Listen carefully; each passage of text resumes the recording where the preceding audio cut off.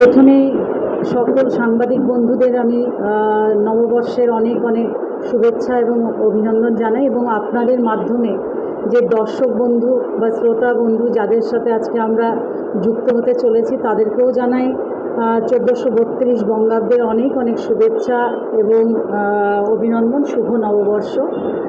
আজকে আমরা সাংবাদিক বৈঠক দেখেছি, তা বিভিন্ন বিষয় গত প্রায় 1 মাস ধরে আমরা যে কর্মসূচি নিয়ে তৈরি হচ্ছিলাম সাংগঠনিকভাবে, সেই পুরো বিষয়টাকে আজকে আমরা এখানে আপনাদের সামনে বলার চেষ্টা করব। আমার সাথে রয়েছেন জেলার চেয়ারম্যান অলোক চক্রবর্তী মহাশয়, রয়েছেন আমাদের শিলিগুড়ি কর্পোরেশনের ডেপুটি মেয়র রঞ্জন সরকার মহাশয়, রয়েছেন মাইনরিটি সভাপতি জেলা রফিকুল ইসলাম মহাশয়, এবং যুব সভাপতি রয়েছেন নির্ণয় রায় মহাশয়।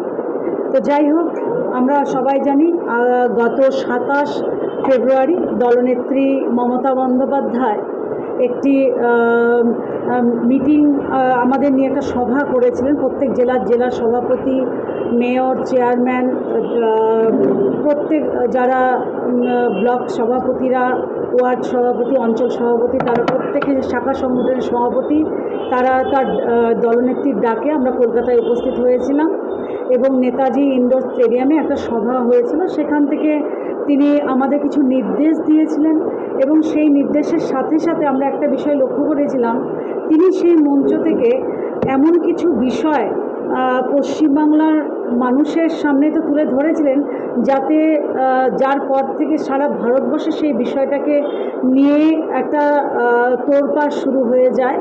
সেটা হচ্ছে যে ভুয়ো ভোটার, বিশেষ করে একই এপিক নম্বরে যে দু জায়গায় বা 3 জায়গায় নাম, বা একই এপিক নম্বরে 2-3 জনের নাম, এরকম বহু বিষয় আমাদের তিনি যখন বলেছিলেন, সেটা নিয়ে সারা ভারতবর্ষে একটা আলোড়ন কিন্তু সৃষ্টি হয়েছিল, আমরা দেখেছিলাম আপনাদেরই মাধ্যমে।